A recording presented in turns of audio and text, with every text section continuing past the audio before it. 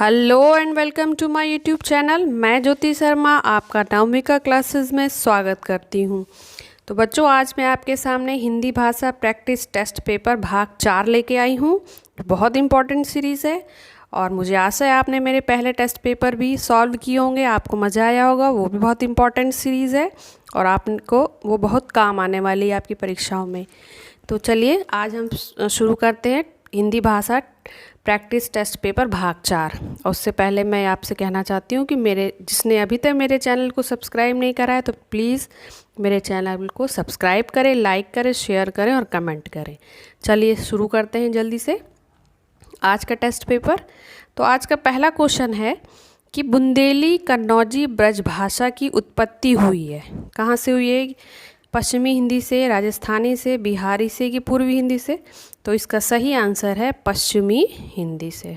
ठीक है, चलिए नेक्स्ट क्वेश्चन देखते हैं।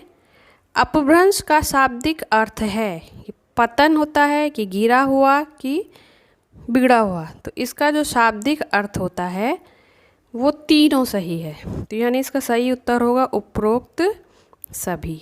ठीक है, चलिए अगला देखते हैं। अपभ्रंश का पहला प्रबंध काव्य कौन सा है? तो अपभ्रंश का पहला प्रबंध काव्य है भविष्यत कथा। अगला, भविष्यत कथा किसका लिखा प्रबंध काव्य है? यह है धनपाल का लिखा है। ठीक है, भविष्यत कथा किसका लिखा हुआ है? धनपाल का। अगला देखिए, अब्दुल रहमान, दामोदर पंडित, ज्योतिरीश्वर ठाकुर, विद्यापति रचनाकारों ने अपनी भाषा को क्या कहा है? अवहट कि अवहट? तो दोनों इसका आंसर है, दोनों ही कहा है उन्होंने। तो इसका सही आंसर क्या होगा? उपयुक्त दोनों। ठीक है, अगला देखिए, बहुत इंपॉर्टेंट क्वेश्चन है ये, सारे ही बहुत इंपॉर्टेंट है। ये देखिए, देसिल बैना सब जन मिठा ते तैसन जमपौ अवहट्टा, ये किसने कहा है? ये किसका कथन है?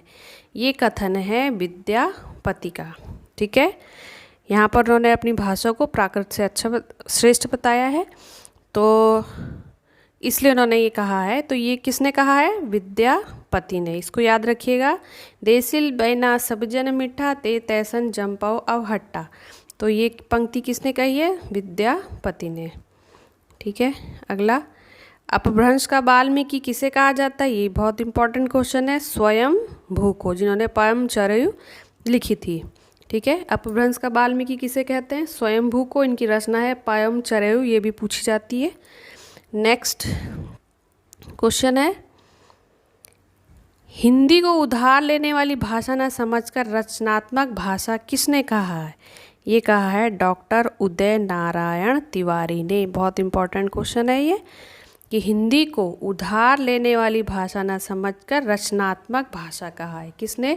डॉक्टर उदय नारायण तिवारी ने। चलिए अगला प्रश्न देखते हैं कि हिंदी, हिंदू, हिंदुस्तान यह शब्द कौन सी भाषा के हैं? हिंदी के, संस्कृत के कि फारसी के? तो ये शब्द हैं आपके फारसी के।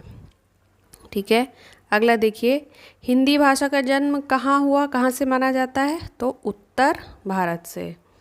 ठीक है, हिंदी भाषा का जन्म माना जाता है उत्तर भारत से। अगला, हिंदी भाषा का नामकरण किसने किया? ईरानी और भारत के मुसलमानों ने, फ्रांसीसी ने, अंग्रेज़ों ने कि पुर्तगालियों ने? ये किया है ईरानी और भारत के मुसलमानों ने। ठीक है, अगला देखिए, अगला प्रश्न है, ईरानी की प्राचीनतम धार्मिक पुस्तक का क्या नाम है? अवेस्ता। ठीक है, अवेस्ता नाम है। अगला, 6ठी शताब्दी में बादशाह नौशे खां, एक साथ है नौशे खां, के राजकवि ने पंचतंत्र है, पंचतत्व इसमें आ गया है, पंचतंत्र की भाषा को किसकी संज्ञा दी है? ये तो जुबान उर्दू, जुबान हिंदी या उपयुक्त दोनों या कोई नहीं? तो इसका सही आंसर है आपका जुबान हिंदी। ठीक है, तो 6ठी शताब्दी में बादशाह नौशे खां के राजकवि थे जिनका नाम था बजरौआ। उन्होंने पंचतंत्र की भाषा को किसकी संज्ञा दी? तो जुबान हिंदी की। ठीक है, अगला प्रश्न देखिए,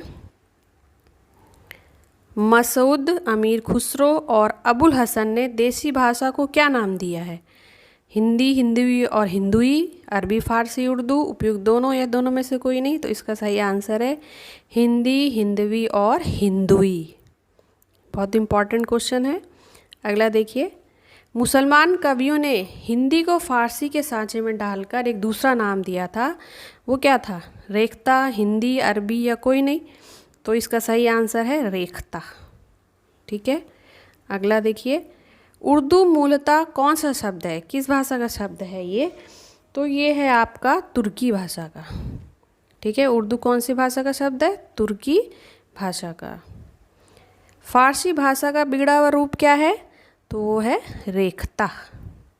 इम्पॉर्टेंट शब्द है, इम्पॉर्टेंट क्वेश्चन है, इसको याद रखिएगा। अगला देखिए, अगला है आपका संस्कृत भाषा का बिगड़ा हुआ रूप क्या है? तो अपभ्रंश। ठीक है, संस्कृत भाषा का बिगड़ा हुआ रूप क्या है? अपभ्रंश। देखिए अगला प्रश्न है कि निम्न में से अर्धमागधी है, अवधी, भोजपुरी, मगही कि मैथिली? तो इनमें से अर्धमागधी है आपकी अवधी। ठीक है, अर्धमागधी क्या है आपकी? अवधी है। ठीक है, बाकी भोजपुरी, मगही, मैथिली जो है ये मागधी हैं। ठीक है, चलिए ठीक है, अगला प्रश्न देखते हैं। अवधी, बघेली और छत्तीसगढ़ी कौन सी हिंदी हैं? अवधी, बघेली और छत्तीसगढ़ी कौन सी हिंदी है आपकी? पूर्वी हिंदी। कौन सी हिंदी में आएगी ये? पूर्वी हिंदी में। अगला देखिए, आधुनिक भारतीय आर्य भाषाओं का विकास कहाँ से हुआ? तो आधुनिक भारतीय आर्य भाषाओं का विकास हुआ है अपभ्रंश से। ठीक है, अगला देखिए, आधुनिक भारतीय आर्य भाषाओं का सर्वप्रथम वर्गीकरण किसने किया? तो ये किया डॉक्टर A.F.R. हॉर्नले ने। किसने किया? Doctor A.F.R. हॉर्नले ने। इन्होंने 4 भागों में बांटा, पूर्वी गौड़ियन, पश्चिमी गौड़ियन, उत्तरी गौड़ियन और दक्षिणी गौड़ियन।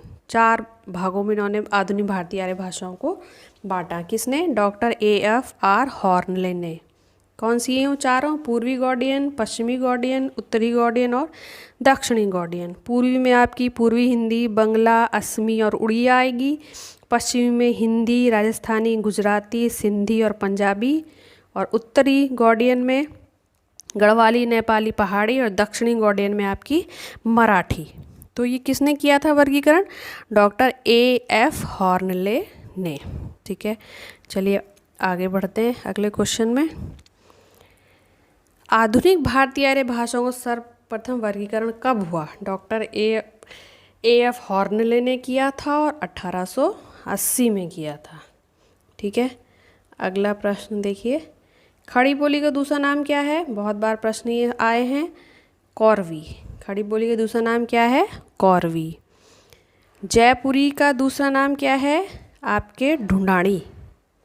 ठीक है, अगला हरियाणवी बोली का दूसरा नाम क्या है आपका? बांगरू। ठीक है, नेक्स्ट क्वेश्चन, निम्न में से ओकार बहुला है।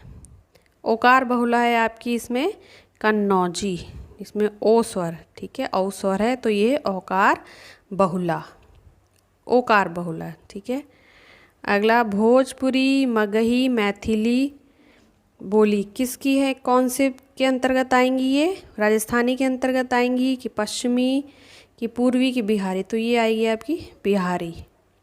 भोजपुरी, मगही और मैथिली आपकी आएगी बिहारी के अंतर्गत। ठीक है, फिर है खालिक बारी किसका शब्दकोश है? तो खालिक बारी है आपका अमीर खुसरो का शब्दकोश है। ठीक है, ये बहुत इंपॉर्टेंट सीरीज़ है आपकी, आपके परीक्षाओं में बहुत काम आने वाली है। अगला देखिए, हिंदी भाषा की, हिंदी की आदि जननी का क्या है? तो हिंदी की आदि जननी क्या है आपकी? संस्कृत।